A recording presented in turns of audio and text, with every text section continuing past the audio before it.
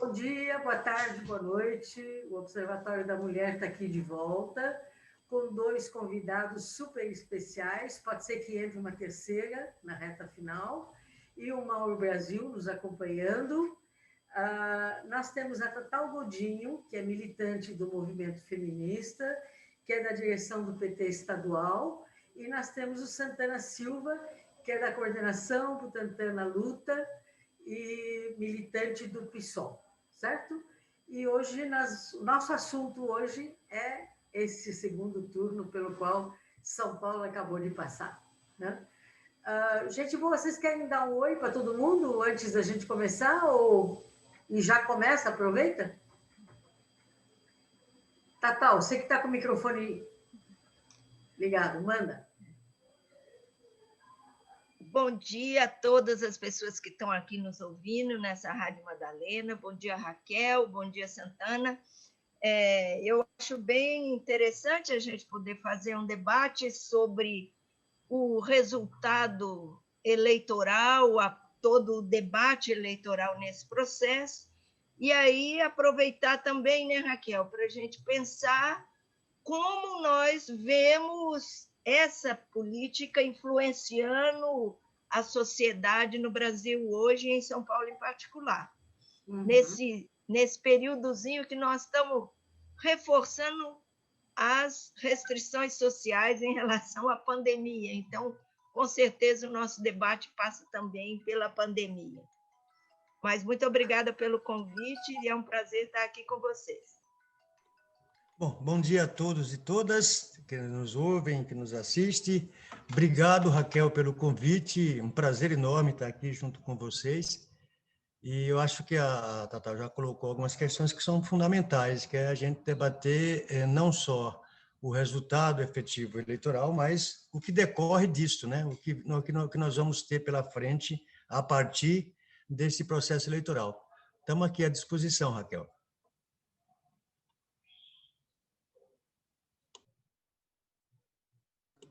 Está fechado seu microfone.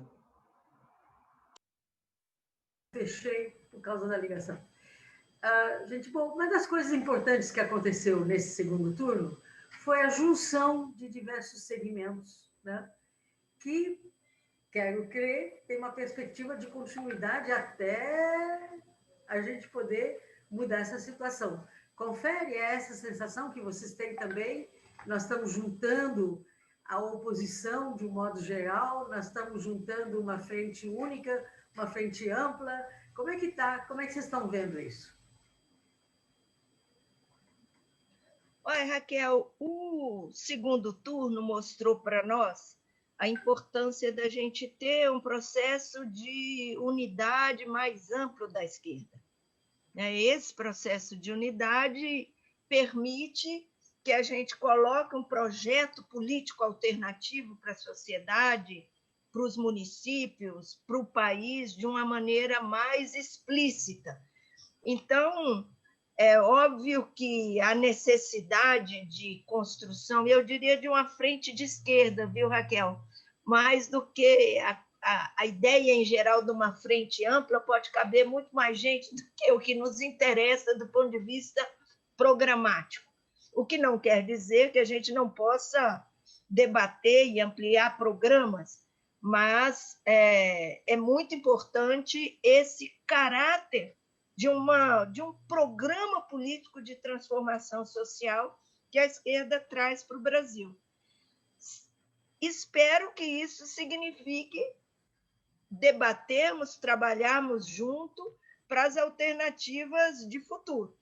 Mas, como você bem sabe, todos os passos têm que ser dados em cada momento. A perspectiva de um trabalho conjunto é, com certeza, muito importante. Uhum. Santana? Bom, eu diria que o resultado dessas eleições, ela não tem dois aspectos, acho que para ser analisado. Um primeiro aspecto, que é o aspecto quantitativo, né? Eu acho que a esquerda se manteve, na minha avaliação, e essa não é uma avaliação ainda feita pelo partido, nós não sentamos ainda para discutir o segundo turno, então eu vou colocar aqui uma opinião extremamente pessoal e de militante do PSOL.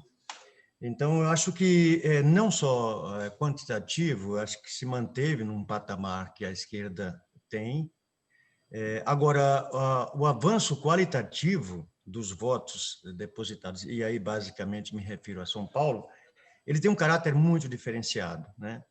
Porque teve um avanço extremamente qualitativo nos votos, né? Se você notar, nós tínhamos um programa que foi basicamente, no segundo turno, um programa de consenso entre aqueles progressistas, né? E isso qualificou muito o caráter do voto. Foi um voto qualitativo, né? Nós não precisamos de uma aliança ampla, como bem colocou a Tatal, para atingir esse patamar que eu avalio muito importante, ser um programa rebaixado, com um programa, justamente um programa alinhado com os projetos da esquerda, um programa que trabalhava a questão muito mais de uma visão socialista, né? De uma visão de uma sociedade alterada no seu caráter, né? Nos seus princípios, e nós avançamos bastante nessa qualificação, né? O voto foi um voto realmente qualificado, na minha avaliação. Por outro lado, a gente observa que houve um processo em que não agiliou as esquerdas. As esquerdas mantiveram nas suas posições, tá certo? O PCdoB, o PT, a Rede, parte, e aí é uma consideração pessoal, parte do PDT, mantiveram as suas candidaturas com seus alinhamentos, com seus projetos, e o voto efetivo foi num voto num programa sem qualquer rebaixamento de programas que a população entendeu, né? Então, acho que o voto qualificado da esquerda em São Paulo foi excelente e abre uma perspectiva muito forte naquilo que a gente vem lutando há alguns anos, aí, que é a reorganização da esquerda. É claro que a direita está realmente muito organizada, né? E há um diferencial, Tatal, não sei se você compartilha com isso, há um diferencial muito importante, que houve um deslocamento do voto, tá certo? Não para como a gente desejava, que fosse um voto mais para a esquerda, mas houve um deslocamento de votos da extrema direita para a direita, eu diria, a direita programática, né? A direita mais, como que eu poderia chamar, essa direita mais cheirosa, né? Essa direita mais, mais mentirosa, mas que se apresenta como um centro-esquerda e tal.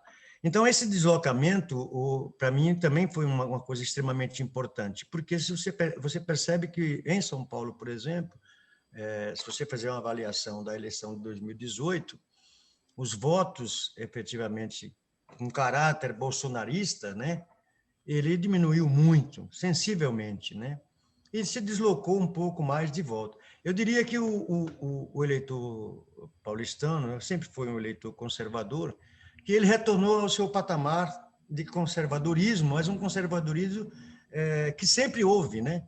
Não aquele que fascista, né? Com posições extremamente fascistas, né? Então, esses dois aspectos eu acho importante da gente avaliar.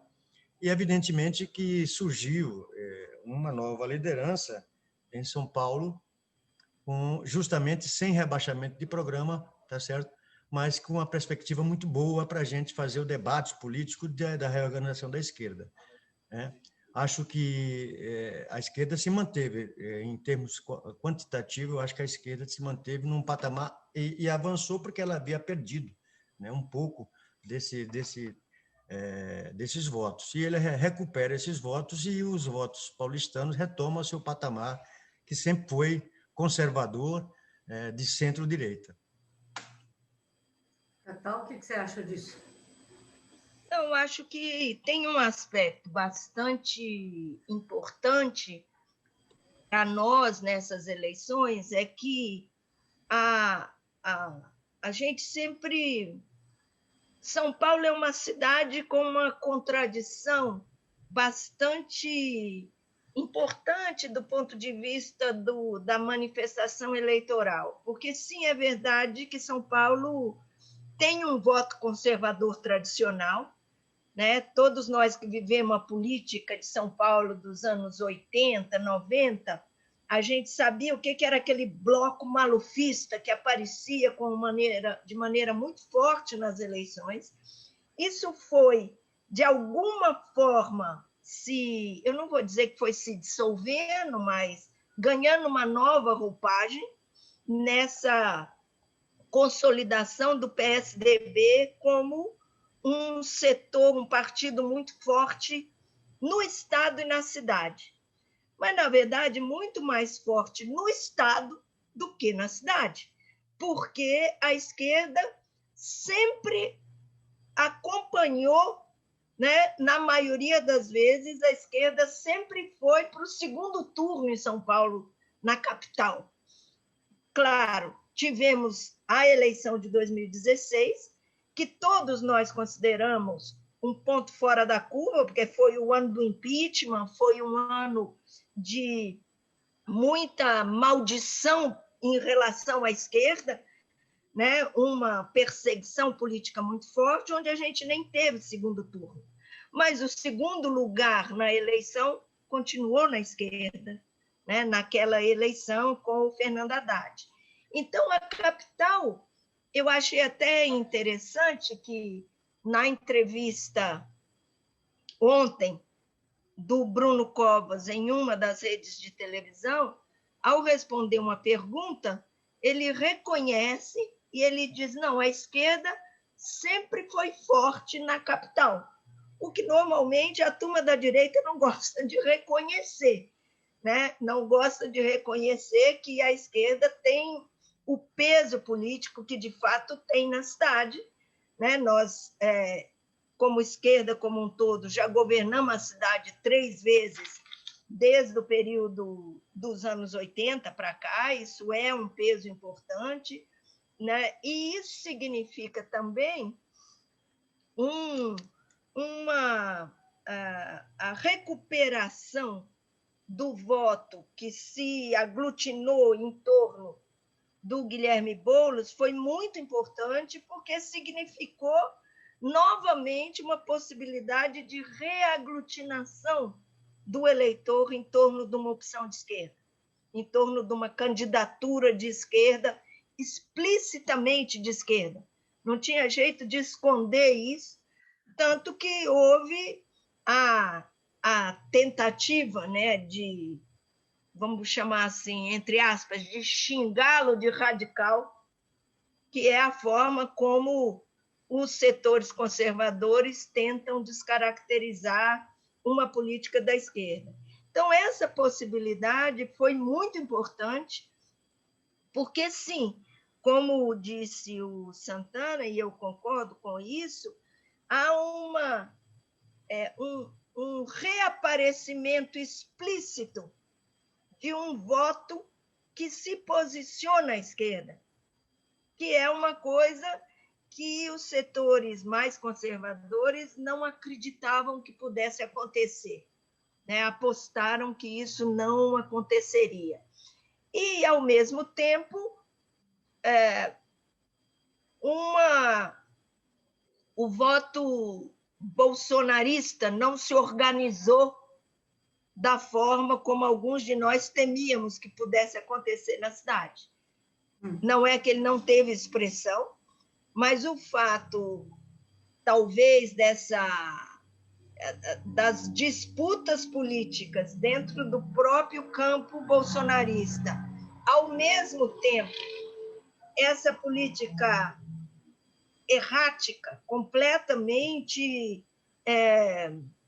só de enfrentamento irracional da realidade, que é o que o governo Bolsonaro faz, e não é só em relação à pandemia, né? Em relação às queimadas, em relação aos incêndios, em relação à questão racial, é uma coisa impressionante. Isso, a meu ver, ficou mais explícito para a sociedade brasileira, e São Paulo também demonstrou isso, sem dar peso para o voto bolsonarista, de fato, nesse processo eleitoral. Uhum. Santana, você quer comentar alguma coisa? Não, eu tenho um acordo com boa parte do que a companheira coloca. E é um tema que a gente precisa aprofundar esse debate. Porque, note, a eleição, e aí concordando em número e grau com ela, com a companheira Tato, 2016 efetivamente foi um ponto fora da curva, né, certo? Mas foi um ponto fora da curva onde aquilo que eu dizia na minha primeira fala, quer dizer, o deslocamento do centro-direita, tá certo? Da direita, né? Foi para a extrema-direita, né? E ele agora retoma para um patamar que sempre houve, que era um voto conservador, de direita, neoliberal, mas tirando esse componente que para mim foi fundamental, que era o componente moral e de costumes, né? Quer dizer, você tinha uma força extraordinária do voto conservador, principalmente, aí me desculpe nossos companheiros evangélicos, mas isso são dados efetivos. Quer dizer, você teve um voto que ele permeava o voto de ódio efetivo, né? Essa eleição, o processo todo que se desenrolou, eliminou boa parte dessa questão dos costumes e da moral, né? Quando eu digo dos costumes da moral, estou me referindo aos costumes da moral, da falsa moral e dos costumes conservadores, tá certo? Retrógrados, tá certo? Ele se deslocou um pouco e apagou efetivamente a participação mais efetiva do voto bolsonarista. Ou seja, na minha avaliação, ele se resumiu ao patamar que ele tem no Brasil historicamente, tá certo? Eu não acredito e nunca acreditei, a gente já conversou bastante sobre isso, né, Raquel? Nós não temos 57 milhões de pessoas fascistas no Brasil. Nunca houve isso, nunca vai haver, tá certo? E é interessante que ele se desloca outra vez, abandonando essa coisa dos costumes da tradição, aquela coisa louca que nós assistimos em 2016 e em 2018, né, que foi uma coisa que foi crescente até culminar em 2018, ele começa a se diluir e, evidentemente, talvez agora, e aí a gente tem que fazer essa análise profunda, porque é que ele não se deslocou mais para a esquerda, tá certo? Agora, não tem, sem sombra de dúvida, é um divisor de águas essa eleição em São Paulo, e basicamente São Paulo, porque se você pega no conjunto geral, aí é uma outra análise, mas basicamente em São Paulo, nós temos a oportunidade, tá certo, de um realinhamento da esquerda, tá certo, e aí trabalhar nesses anos que nos se apresenta, tá certo, num realinhamento efetivo em cima de um programa real. Porque, se você notar, esse voto teve essa característica, se votou efetivamente num programa de governo muito, mas muito alinhado com as nossas perspectivas e tudo aquilo que nós pensamos enquanto esquerda. Tá certo? Não houve nenhum momento em que, e aí eu não estou dizendo só do PSOL e do Guilherme Boulos, tá? Eu digo de toda a esquerda, em nenhum momento abriu mão, tá certo? Neste processo eleitoral, haja visto a participação do PCdoB com uma participação muito clara na questão do racismo no Brasil, tá certo? E isso as pessoas entenderam, tá? E votaram efetivamente no Guilherme Boulos como um farol, né, de aquilo tudo que eu digo. E aí eu tenho um acordo, eu acho que é uma oportunidade muito grande da gente começar a alinhar um programa de governo que aglutine toda a esquerda em torno dele com perspectiva para 2022.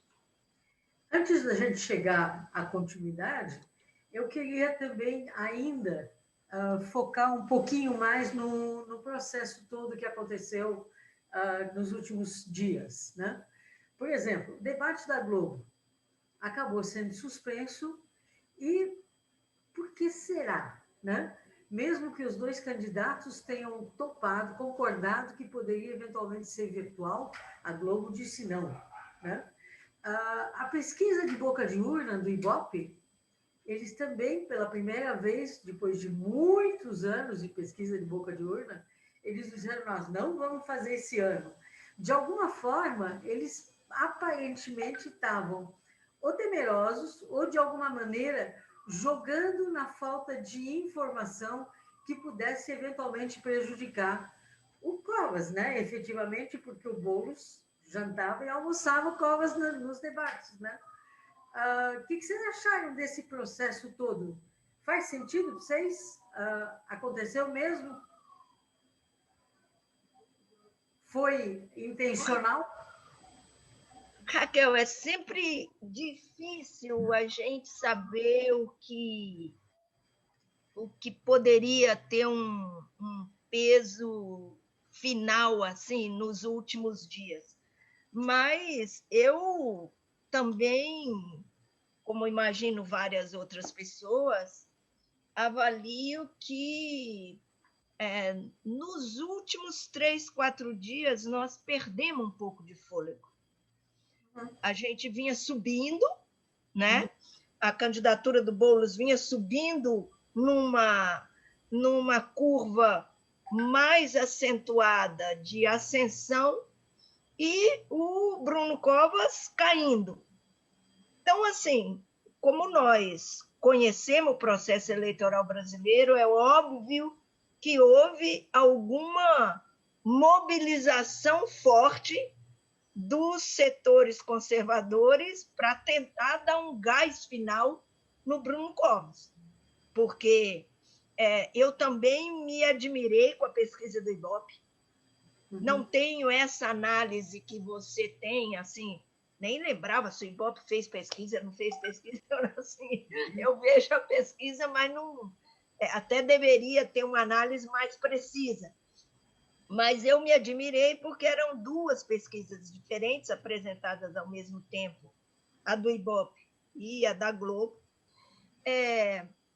As pesquisas apresentadas nos últimos dias, eu não acho que a gente deva ter o tempo todo a ideia de uma teoria da conspiração da direita, da classe dominante sobre nós. Mas que tem, né? Alguma conspiração, uma forma de organização. A gente lembra perfeitamente das pesquisas eleitorais de últimos dias, que sempre influenciam o resultado final. Hoje, os jornais impressos não têm tanto peso assim, mas nós vivemos uma época inteira em que a pessoa já levantava no domingo da eleição com a manchete da Folha e do Estadão dando a vitória para a direita a partir de uma pesquisa eleitoral. Então, assim, eu acho que sim, houve isso. Admirei da Globo, que jogou tanto peso na ideia do debate, não ter aceitado fazer o debate digital, né, por meio da internet, por causa dessa infelicidade que nós tivemos do Boulos ter sido contaminado com a Covid, ter dado positivo para a Covid nos últimos dias. Agora, eu, apesar de ser área de risco, eu fui para a rua no próprio sábado, por exemplo, estava lá no final da Zona Leste fazendo campanha, entregando coisas e conversando com as pessoas. E uma das coisas que a experiência mostra um pouco para a gente é quando o povo está mais silencioso, está contra nós. Está votando na direita. As pessoas têm orgulho de ser da esquerda e não têm orgulho de ser da direita. Eu acho que esse é um sentimento real que essa direita invernizada do Bruno Covas, do Dória, estão buscando modificar. E é um problema político real. Então, nós chegamos, de fato, muito perto. Acho que houve uma pressão nos últimos dias nos meios de comunicação, julgando pesado com coisas não são totalmente falsas, porque o Santana falou uma coisa que é real. A disputa aqui em São Paulo, ela não teve o grau de acirramento conservador que teve em outros lugares, viu, Santana? Não foi a disputa como um todo. Por incrível que pareça, em Recife, por exemplo, o que foi feito com a Marília Reis, ou o que foi feito com Eloy Pietá, aqui do nosso lado, em Guarulhos, era no mesmo nível que nós enfrentamos nas outras eleições de 2018 e 2016, de que o PT é o diabo, aquelas figurinhas.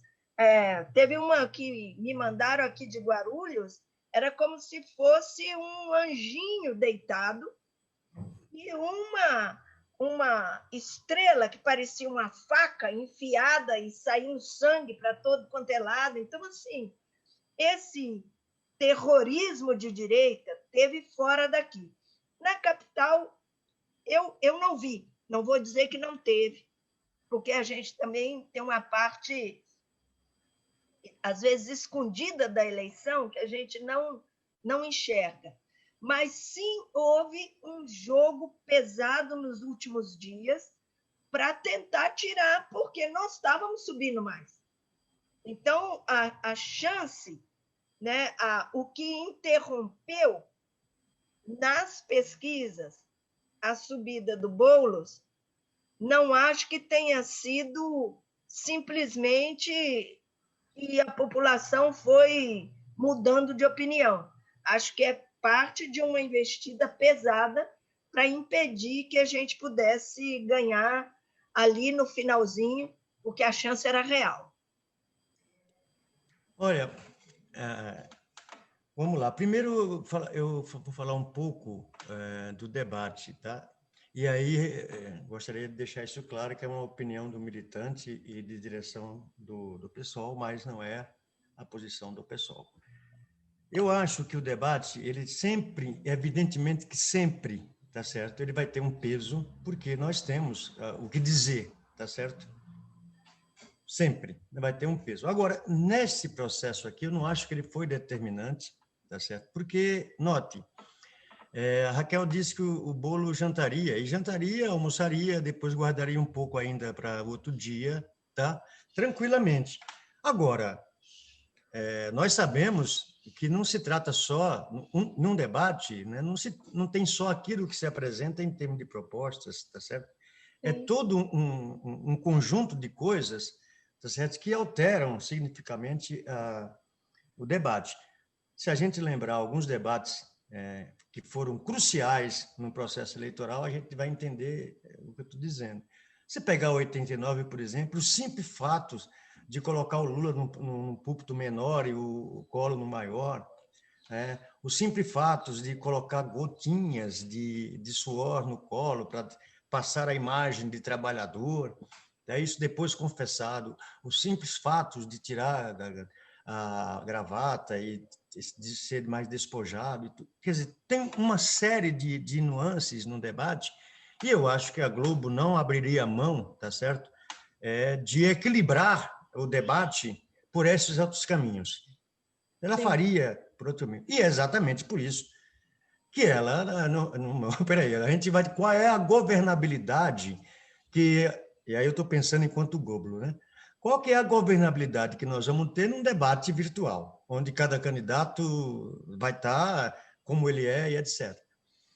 Então, se vocês perceberam, nos últimos 3 dias, o Bruno Covas tira o paletó e coloca uma camisa, tá certo? Uma jaqueta de mangas, igualzinho ao Collor. Olha, igualzinho ao Collor, perdão, igualzinho ao Boulos, tá certo? e as palavras de ordem, tá certo? Todas elas utilizadas pelos Boulos foram repetidas e repetidas pelo Covas. Eu nunca vi o PSDB falar em diferença social, né? Todo o discurso do Boulos, o Covas assume, inclusive no visual, né? Inclusive no visual. E é evidente que as emissoras todos trabalharam, se você perceber no debate, como nós estávamos na rua, na correria e naquela coisa muito bonita que foi essa campanha, o mais cansado, evidentemente, que era o Boulos, né? E não havia nenhuma preocupação, por exemplo, de ter uma maquiagem melhor no Boulos, tirar aquelas olheiras profundas que ele estava, né? Isso a gente passa completamente despercebido, e isso para a imagem refletida, para o pessoal que está assistindo um debate e tal, isso é muito, muito importante. E as diferenças de imagem apresentada eram muito claras, muito claras. Você focava muito no rosto do Boulos, quando passava para o Covas, você focava na imagem dele completa, né? Então, eu não vejo que o peso seria evidentemente que tem, ele não seria crucial. Agora, e aí falando das pesquisas, olha, as pesquisas erraram por uma série de outros motivos, tá certo? Eu não vejo como as pesquisas se venderem, eu não tenho essa avaliação. Tá certo? Elas erraram por uma série de outros motivos atípicos às eleições, né? Essa eleição foi atípica. Tá certo? Nós estávamos num momento de pandemia, tá certo? Onde as incertezas dos eleitores eram muito grandes, tá certo? E aí eu acho que, se você fazer uma análise crua, né, da situação, nós vamos dizer que as pesquisas protegeram a esquerda, se fizer uma análise crua, né? Por exemplo, você pega Adilson Rodrigues, tá? 58 dá 50. Você pega o Recife, empatado 50-50, chega lá, não foi isso que aconteceu, né? Aliás, eu acho que em todo canto ficou fora da margem de erro. Todas as pesquisas, em São Paulo, as pesquisas davam 45 na última, 45, 43, 47 para o Boulos, e na verdade foi 40. Agora, o que mais pesou, e aí eu não sei se vocês têm essa mesma avaliação, foi o uso indiscriminado da máquina. Note, nos últimos dias foram distribuídos milhares de cartões que estavam represados, tá certo? Há 8 meses eles distribuíram no último dia. A distribuição de cesta básica foi uma coisa assim assustadora. Nós presenciamos, tivemos condições de gravar em vários bairros e bairros periféricos pobres, tá certo? E que tinha uma tendência de crescimento muito grande. Ou seja, a direita focou em alguns bairros que o Boulos iria disparar e jogou pesado a máquina. Bônus, tá certo? No último dia. E aí um ingrediente super importante, tá certo? Que ficou comprovado, esconderam dados da Covid-19. E agora, ontem, né, sai aquilo que a gente dizia, né? Aquilo que a gente perguntava para o Covas, e ele dizia estabilização, não tem. E aí, né, evidentemente que esconder esses dados seriam fundamentais. Seriam fundamentais por quê? Porque havia uma expectativa de um número muito maior de abstenções, tá certo? E a forma que eles acharam de trazer eleitores conservadores, porque a pesquisa determinou, nós estávamos com 61% entre jovens contra 27% deles, e 68% na faixa de 60%, acima de 60%, para o Covas, e 28% para nós. Então, apostaram e fizeram, represaram esses números com essa clara intenção. Agora, o debate eu acho que nos favorecia, mas eu conheço a Globo e sempre sigo aquela máxima do Brizola, né? Se o que a Globo disser, você disser ao contrário, você está certo. Olha, gente, eu queria falar um pouquinho em defesa da pesquisa com relação a alguns aspectos, né? Defesa não, mas inclusive criticamente. Por exemplo, boa parte das pesquisas foram feitas via telefone. Via telefone, nem todo mundo tem, nem todo mundo atende, nem todo mundo atende o celular. Então, você tem um certo viés de classe, um certo recorte, que é diferente em termos de resultados, se você, de fato, utiliza um entrevistador para aplicar o questionário, né? E os institutos de pesquisa, tanto em função da pandemia quanto em função de uma medida de economia, acabaram, na maior parte das vezes, dispensando os entrevistadores e preferindo por telefone. A margem de erro acabou sendo um pouco maior, mas, enfim, em função disso, eles calcularam um pouquinho maior, mas isso não contrabalança efetivamente as coisas. Com relação à pesquisa influenciar ou não o resultado, as últimas pesquisas, né? O Gustavo Venturi foi do Datafolha, foi diretor do Datafolha durante algum tempo. E ele fez uma pesquisa para verificar o quanto o resultado das últimas pesquisas influenciavam ou não o eleitor. E ele descobriu que tinha parte do eleitorado que votaria em quem estava na frente mesmo. Parte do eleitorado diz que votaria em quem ia perder porque ele não queria mesmo que aquele outro ganhasse. E outra parte ficava indecisa. Na soma total dos votos, ele acabou concluindo que, na verdade, essas pesquisas não influem decisivamente de um jeito ou de outro.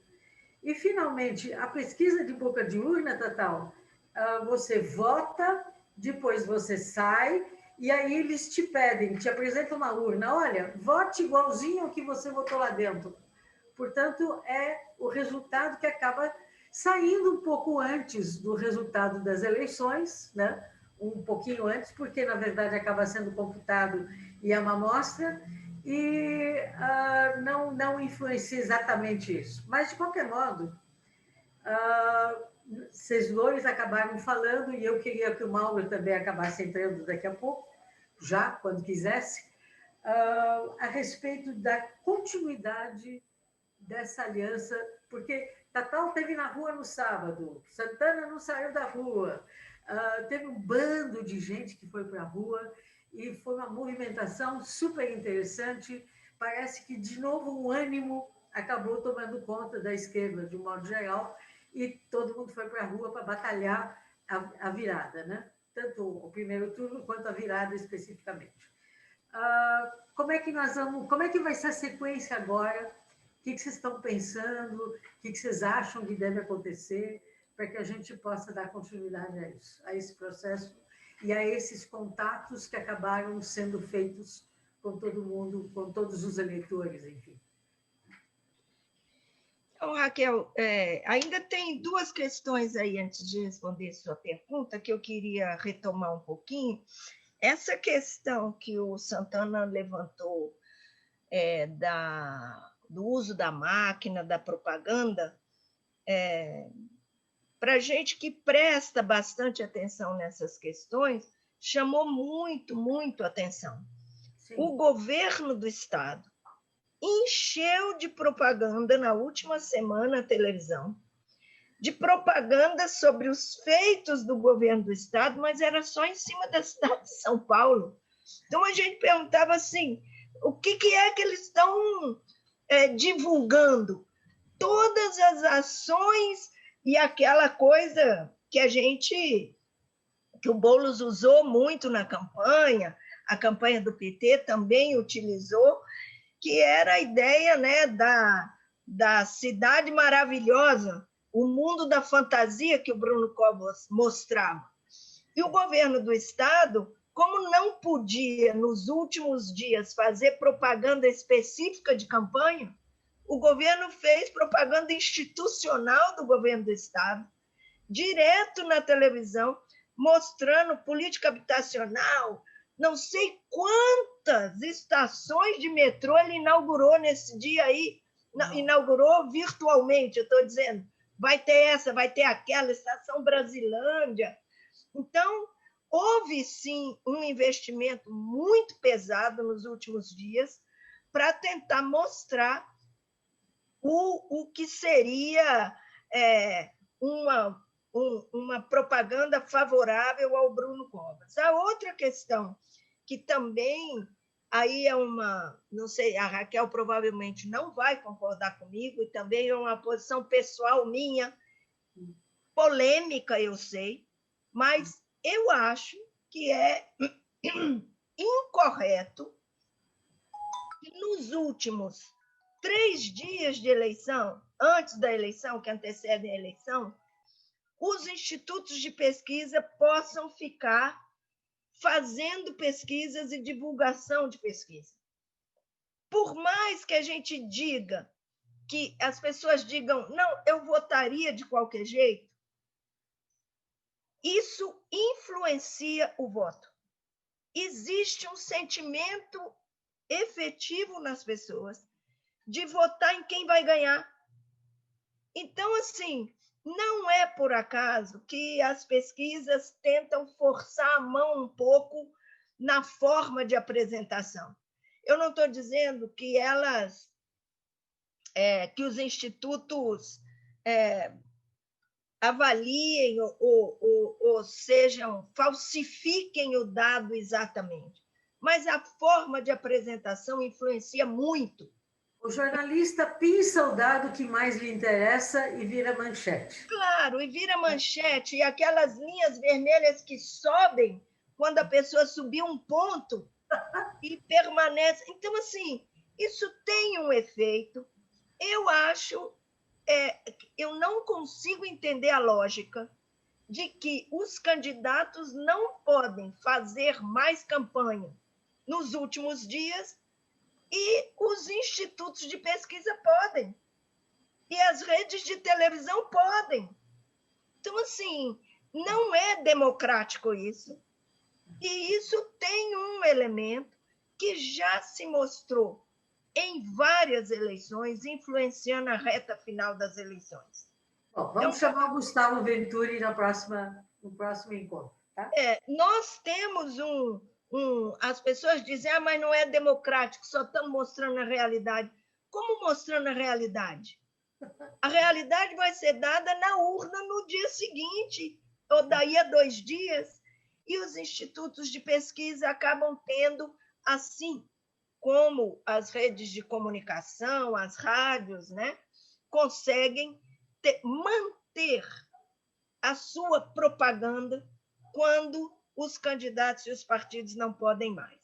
E, para terminar, essa é a última observação sua sobre a questão da continuidade, nós temos, sim, a necessidade de manter um debate político, uma articulação política da esquerda como um todo, para garantir que a gente tenha um fortalecimento desse campo de esquerda no Brasil. Uma das coisas que ainda não é uma análise muito elaborada, mas mais uma percepção do período eleitoral, né? Há um processo de formação de uma direita mais convicta. Não é grande, concordo com Santana, nós não temos a eleição do Bolsonaro, não significou que o país inteiro virou proto-fascista ou esse número tão grande, mas existe, sim, uma formação de uma camada residual de direita mais convicta que não se expressava antes. Não é que ela não existisse, ela não achava um canal de expressão e não se achava legítima para se exprimir.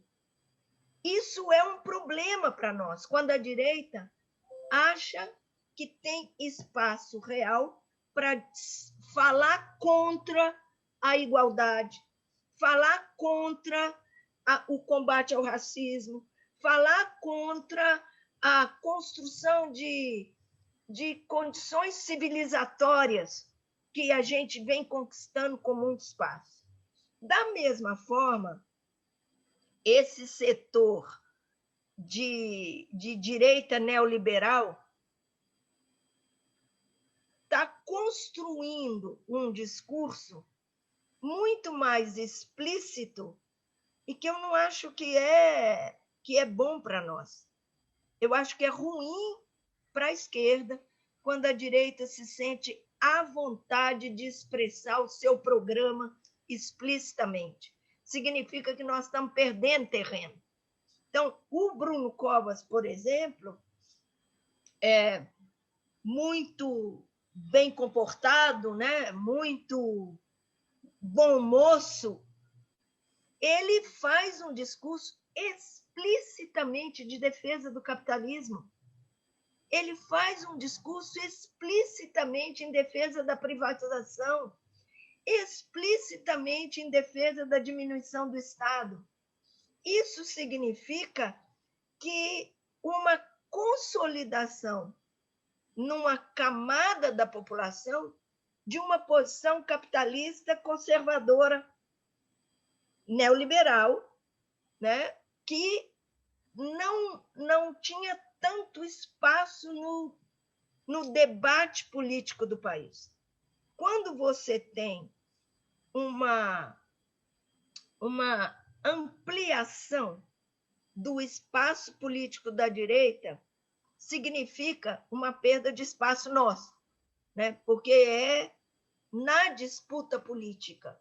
Há muito tempo atrás, claro, o Santana falou uma coisa que é real. No finalzinho ali, o Bruno Covas tinha que falar em igualdade, mas, ao mesmo tempo, falar explicitamente que ele é favorável à privatização, que ele é favorável que os serviços públicos sejam privatizados, que ele é favorável ao desenvolvimento do capitalismo. Isso significa uma mudança política no tom deste setor neoliberal no Brasil. Isso significa, para nós, uma perda de espaço e é uma disputa que a esquerda tem que fazer. Muito obrigada, Raquel, obrigada, Santana, pelo debate, ao Mauro, e vamos continuar o debate, porque agora nós temos bastante desafios pela frente.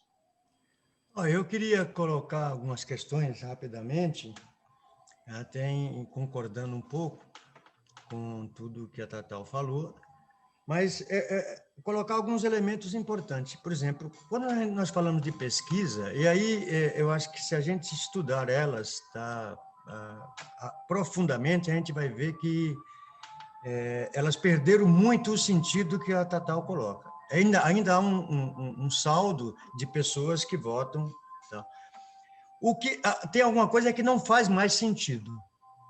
Isso a gente precisa ter clareza. Não faz mais sentido, por exemplo, pesquisa de boca de urna. Fazia muito sentido, tá certo? Quando você tinha o voto em cédula, que 2 dias depois era que ia sair o resultado e tal, fazia muito sentido para você informar o eleitor, tá certo? Do processo que aconteceu e que você vai ter um resultado muito demorado e tudo mais. Mas imagina você fazer uma pesquisa que ela só poderia ser divulgada às 17 horas e às 20 horas e 34 minutos o resultado final já está lá. Então, não faz muito mais sentido. Primeiro, isso eu queria registrar isso. E também outra coisa, a análise que eu fiz uma análise mais aprofundada das pesquisas, e eu não, sinceramente, tá certo? Eu não vi em nenhum momento a pesquisa ter esse disparate que ela tinha antigamente. E aí eu sou réu, confesso, tá, Tatal? Antes, a margem de erro era trabalhada para favorecer, tá certo? Isso é uma coisa que eu não estou dando uma de Bolsonaro de acusar sem provas, né? Mas a gente percebia, porque se você fazia uma análise de como o resultado da pesquisa e o resultado efetivo, aí você via, o cara estava 3 pontos à frente, ele deu 3 pontos atrás. O outro estava 3 pontos atrás, ele deu 3 pontos para trás. Isso era possível se fazer isso, tá certo? Era o máximo que era possível, porque se você avaliar o Instituto de Pesquisa, ele não trabalha só para as eleições, né? e trabalham para o mercado. Portanto, imagina se eles fizerem bobagem tamanha, eles vão perder o mercado. Então, eu não tenho muito problema nenhum com a pesquisa. Tenho algumas coisas que outro dia, Raquel, a gente até conversou um pouco, eu tenho um pouco quanto a essa questão de margem de erro, como é que ela se dá em termos proporcionais, etc. Mas eu acho que a gente nem deve entrar nesse debate. Agora, o fundamental, um pouco que a Tatal coloca, eu acho que é fundamental a gente avaliar aqui quais são os nossos próximos passos. O que é que nós vamos construir efetivamente, tá certo? Sem que parte da esquerda seja a protagonista perpétua, eu quero deixar isso muito claro, da esquerda. A gente precisa trabalhar isso, tá certo? Até porque não é só o Boulos que surge como uma força política diferenciada do que nós tínhamos, tá certo? Mas aí nós temos a Manuela Dávila, né? Do PCdoB, tá? Nós temos a Recife, que é a disputa lá foi, eu concordo em número grau com o que foi dito aqui, lá realmente foi acirrada a disputa, porque era a disputa clara de dois projetos também. Assim como São Paulo foi a disputa de dois projetos claros, tá certo? E assim como o Rio Grande do Sul foi disputa de dois projetos. Então, o primeiro, na minha avaliação, a primeira coisa que tem que trabalhar agora é as esquerdas sentarem, tá certo? E começarem a pensar e trabalhar num programa único que unifique, e não em nomes, tá certo? É trabalhar em um programa que seja um programa geral da esquerda brasileira, tá certo? Porque aí há uma diferença muito, mas muito profunda de uma eleição municipal e uma eleição presidencial. Uma eleição federal, é preciso que você apresente um programa que seja de consenso com a esquerda. E aí eu acho que esse é o norte que a gente tem que seguir a partir de agora, é sentar e trabalhar num programa de governo que já demonstrou, tá certo? Já demonstrou, esses 3 estados deu esse arranque, né? Que é possível você fazer uma nova política, mesmo que nós esteja com os mesmos, alguns protagonistas que não são novos, mas essa junção dessas coisas em cima de um programa, a gente pode começar a repensar e pensar na nossa tão sonhada, desde 64, a organização da esquerda, né?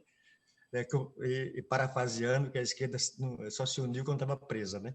Não é verdade isso. Isso não é verdade. A esquerda se une no momento em que, como a Tatal falou, quando há o avanço efetivo e o risco efetivo dela nos destruir. Então, ela consegue se unir. Então, acho que um programa de consenso da esquerda tem que sair com certa urgência. E, em cima desse programa, começar a trabalhar um programa em que atinja essa coisa que aconteceu em São Paulo, que atinja duas coisas importantes. Primeiro, a emoção. Não pode ser um programa, tá certo, que não atinja a emoção popular, tá certo? E tem que ser um programa que seja extremamente factível, tá certo? Mas que em nenhum momento ele tem uma tendência, tá certo, de ocasião de ser rebaixado. Por isso que ele tem que ser construído com muitas mãos, né? Tem que ser construído com muitas mãos, com muitas mentes e com muitos corações. Eu como sempre, né, Raquel, eu sou um otimista porque nasci otimista, né? E quem nasce no Nordeste e sobrevive até os 67 anos, retirante, é um otimista de natureza. Então, eu estou muito otimista com o que nós temos pela frente para trabalhar, tá certo? Haja visto, e aí eu queria aqui fazer um depoimento pessoal, haja visto a decência, né? Essa é a palavra, a decência com que se comportou o PT em São Paulo. O companheiro Gilmar Tato, que quando era militante efetivo do PT até 2003, tinha diferenças brutais, tá certo? Mas tenho esse dever de reconhecer a decência com que ele trabalhou essa campanha, em todo momento em que a direita queria colocar aquilo que eles produziram, que foi a destruição a tentativa, né, de destruição do PT, como aniquilado, ele manteve a postura sem entrar no clima que eles estavam programando, que era um clima de você ter um debate muito acirrado entre PSOL e PT, e o Gilmar Tato se manteve muito íntegro e em nenhum momento entrou no jogo, assim como o nosso companheiro também se manteve, né? O Boulos também se manteve de uma integridade muito grande, principalmente quando perguntavam sobre o Lula, né? Historicamente, ele teve uma posição extremamente decente com relação à posição que foi tomada. O pessoal teve essa posição muito clara com relação ao golpe. Então, apesar de que a direita achava que isto poderia trazer para eles dividendos, não trouxe, ao contrário, trouxe uma visão que a população tem de uma sinceridade e de uma honestidade da esquerda. Mauro? Olha, o programa foi ótimo, eu acho que esclarecedor. Eu queria só aproveitar para dar parabéns ao PSOL, eu acho que fez uma escolha muito boa, fez uma campanha leve, atingiu a emoção das pessoas, eu via propaganda, eu sentia isto, né? E não é à toa que conquistou mais de 2 milhões de votos. Eu acho que temos que aprender essa lição e essa experiência, porque eu acho que foi extremamente importante. Para encerrar o programa, Santana, eu sei que tem uma figura que não quer mostrar a cara perto de você. E que mensagem que ela daria para este momento? Você não quer, por favor, tirar a imagem e fazê-lo falar?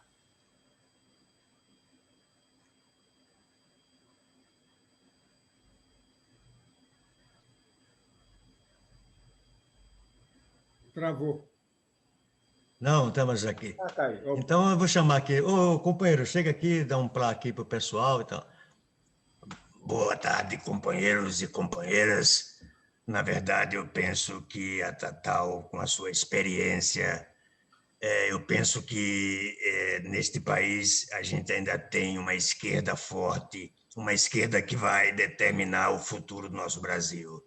E penso que a Raquel Moreno faz parte desse projeto quando ela abre o debate claro e efetivo. E penso também que a classe trabalhadora tem uma oportunidade única e nunca na história deste país nós vamos ter uma outra oportunidade de reorganização da esquerda. Portanto, eu quero deixar aqui os meus parabéns à companheira Tatal, à nossa companheira Raquel Moreno, que eu tenho um apreço extraordinário por ela, e todos que nos assistiram. Um abraço muito forte e nós vamos vencer.